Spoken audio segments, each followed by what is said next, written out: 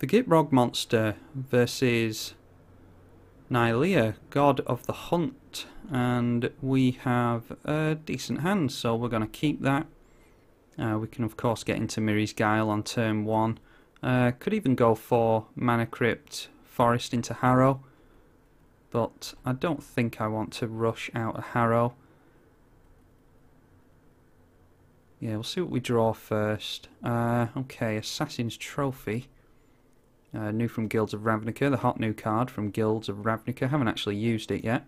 I think we'll just go for a basic off of the Wooded Foothills, because if we're just going to sacrifice it to the Harrow, then obviously don't just want to go for a dual land and end up sacrificing that. So we'll go for Mirri's Guile. Try and fix some of our draws. And then we'll go over the commanders when our opponent decides that they want to take priority from us. Don't know why they're not F6 through our turn. Alright, anyway, Nylea, God of the Hunt, is indestructible, 6/6 for 4 mana. As long as your devotion to green is less than 5, it is not a creature. It gives other creatures you control trample, and for 4 mana, a target creature gets +2/+2 until the end of the turn. And we are going to always yes and always yield. And we'll go over the Gitrog Monster momentarily. Okay, Kadama's Reach is nice, so why don't we go... Yeah, we'll go for a Kadama's Reach. And we'll get our land drop from that as well, thanks to the Mana Crypt. Go for a green and a black from that, I think. Seeing as how we have so much green mana in our hand.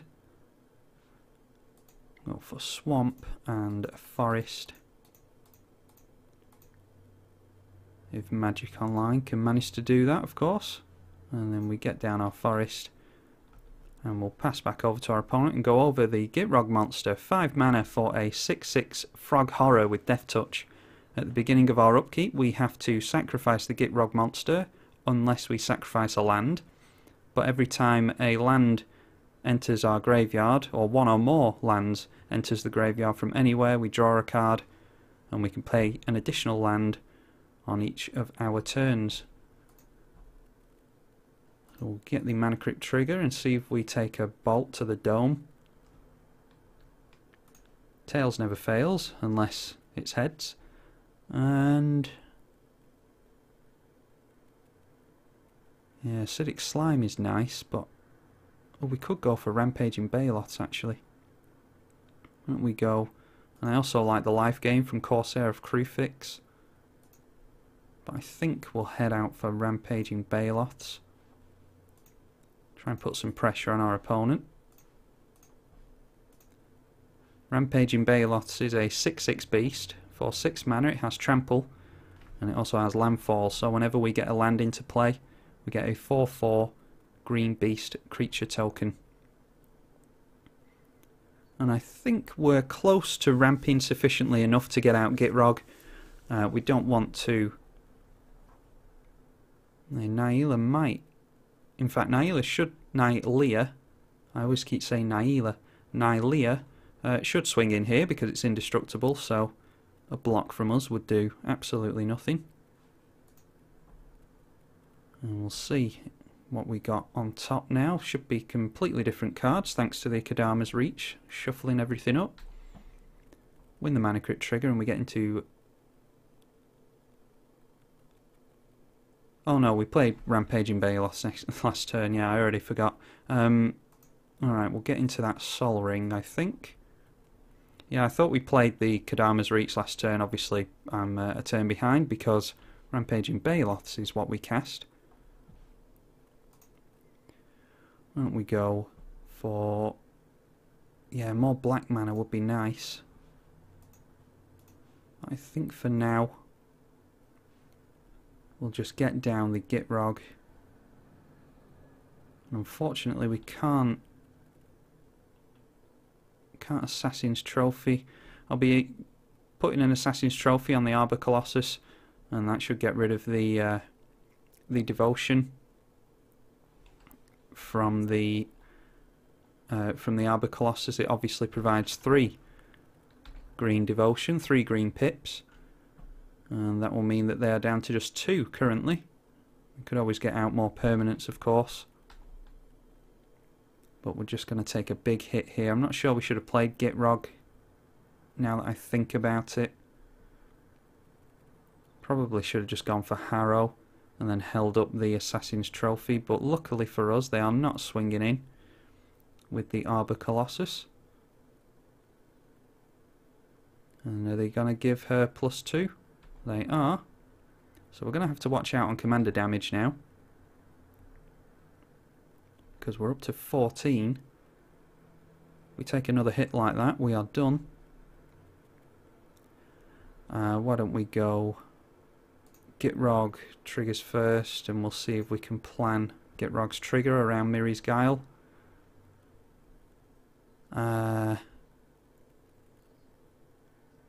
Okay. Crop rotation might help us. Okay, yeah, I'm going to go for the crop rotation.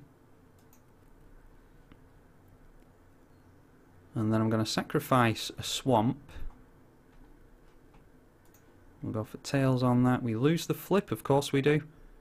And then we sacrifice a land, which will be a swamp. And then we draw a couple of cards. Actually, we just draw 1 card. But then we draw into the acidic slime on top, and we'll go for that Harrow, sacrificing the tapped forest.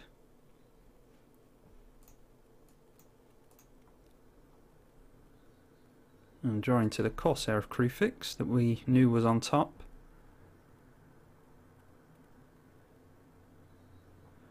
And then black and green.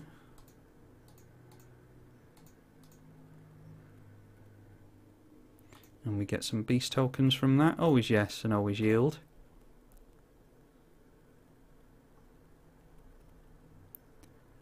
And then what could we do then? I think 1, 2, 3 and 4.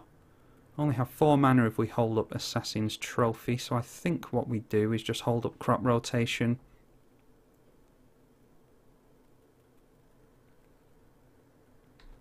Yeah.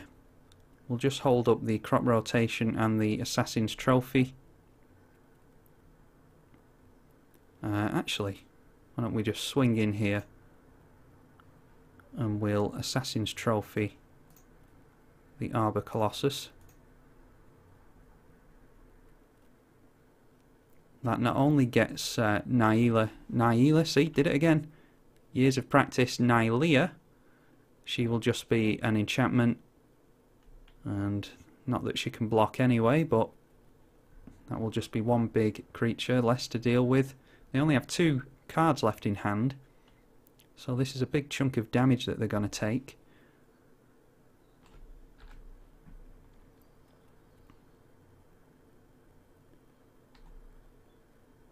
And we don't have the most lands on the battlefield. Yeah, the quicker we get into something like Life from the Loam or something like that, that would be really good. Crucible of Worlds. Another big creature coming in. Play the top card of your library if it's a creature, I think that is. Play with the top card of your library revealed. If it's a creature, you can play it. It's a 7/7 with trample.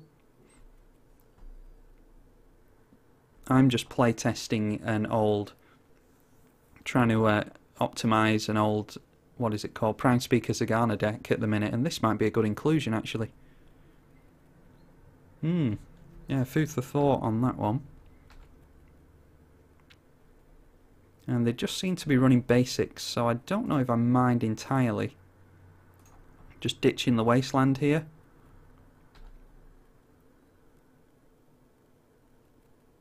And then going for, where are we?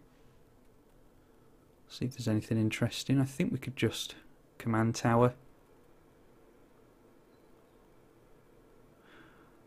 Or we could, no, we'll just go for command tower. And we do of course get another landfall trigger from the Rampaging Baloths there. And then back over to us. 1, Here is Guile. I should not have put on the stack first. I think we'll have to start gaining gaining life from our landfall triggers with the Corsair of Crucifix, because we're getting dangerously low. We will go Mana Reflection, Tech Edge and Phyrexian Arena. That way we draw into the Phyrexian Arena and we can Corsair of Crucifix. You can play the top card of your library. It's a land. Yeah, that is a Tectonic Edge on top. So we'll go for that. We just want to start gaining some life with this thing. So we'll go Tech Edge. We'll get some more tokens from that. Gain a life from the Corsair of Crucifix. And is there anything else that we want to do? Don't think I would entirely mind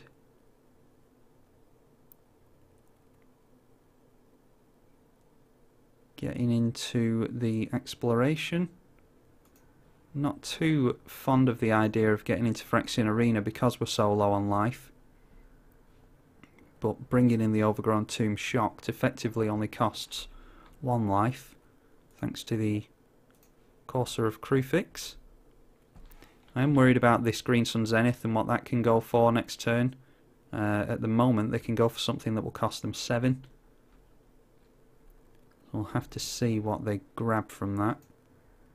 Thankfully for us, we do have some means of blocking some damage. And I think because we're so low on life, I am just going to hold back. I'm not going to try and race our opponent.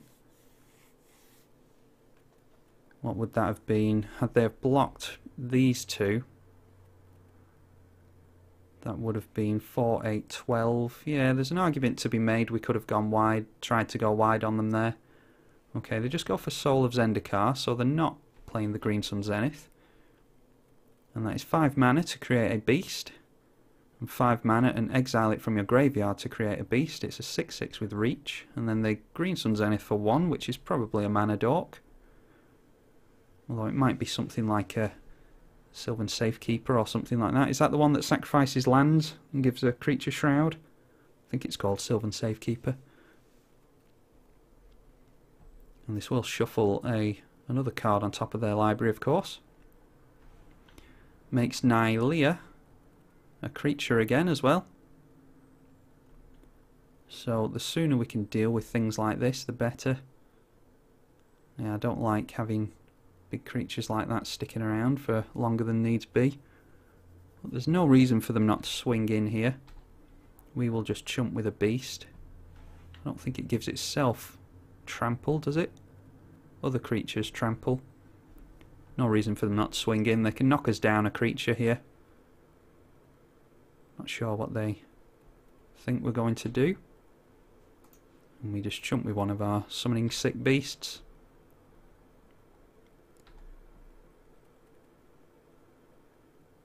And then the turn pops back over to us, and hopefully we can get into some cool things off the top. Alright, ooh, Primeval Titan can take us to more lands, or a combo at least. So if we go... Yeah, I don't think it matters. We'll go like that. And then Tails, and we lose again, which is par for the course in this game apparently. We'll kill the Tech Edge because I don't think it's going to be of any use to us in this game. And then Marsh Flats is a free beast. It's a free piece of life which we can use to then sacrifice it. And we'll go and get our Bayou. And that of course will gain us a life and a token as well. And then I think we need to try and go for... Well, we can get that down for a start. That's on top of our library. Gain some more life. How many permanents are there on the field? I'm wondering about this Great Aurora. This can really bite you in the in the behind, but 2, 4, 6, 8, 10, 12, 13, 14, 15, 16, 17, 18, 19, 20 to their 7, 8, 9, 10, 11, 12, 20 permanents compared to them. Yeah, but they only have one card in hand, so I think we can just do something like Mana Reflection then. And then go for Primeval Titan and try and get a combo off of this. I think this is the deck we have the combo in. That is Dark Depths and Thespian Stage.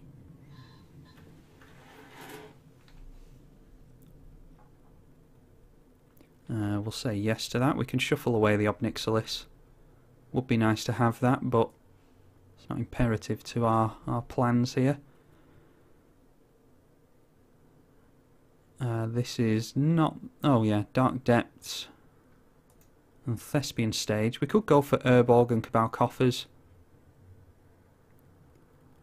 but I think we're doing okay on mana now, thanks to that Mana Reflection enchantment. And I'll go over what that combo is when we pass over to our opponent. I think we can pass over now, and our library's gone all weird for some reason.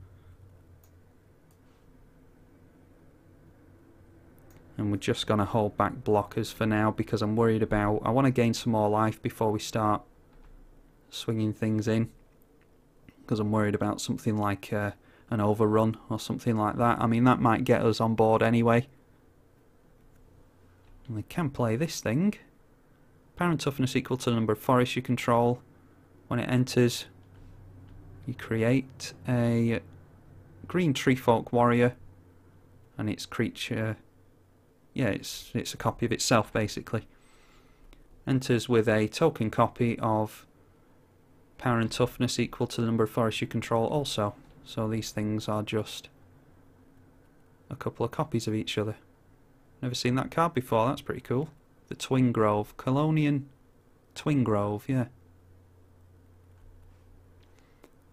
Still one card in hand. And as the game progresses, they're going to get a lot of value off of this Garruk's Horde, especially if they're top decking like this. So, the sooner we get rid of that, the better. But we were just having to try and keep our opponent from killing us, because our life total got down pretty quickly there. But thankfully, we got into the Rampaging Baeloths, and that's done a hell of a lot of work for us. But it looks like we're going to get to go for the combo here. We'll put Gitrog on first. Sylvan Primordial, Demonic Tutor. I mean, I think we're going to draw into all of these. We don't care about the birds, so we'll just do it like that. And then see if we get bolted again. We do not. That's a change of luck. And then we can just sacrifice the command beacon and hope that that doesn't become relevant this game. Oh, these windows are so annoying.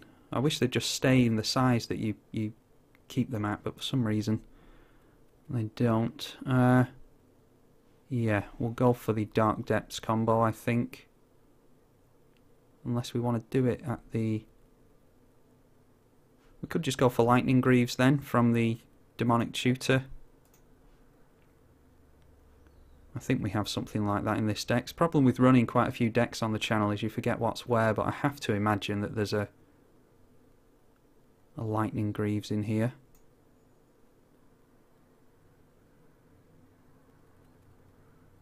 And there isn't.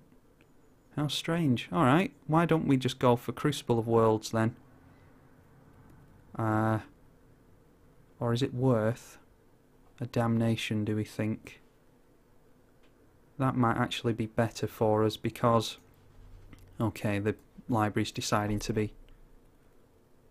Okay, the game's ended. That's probably why the client is going all weird.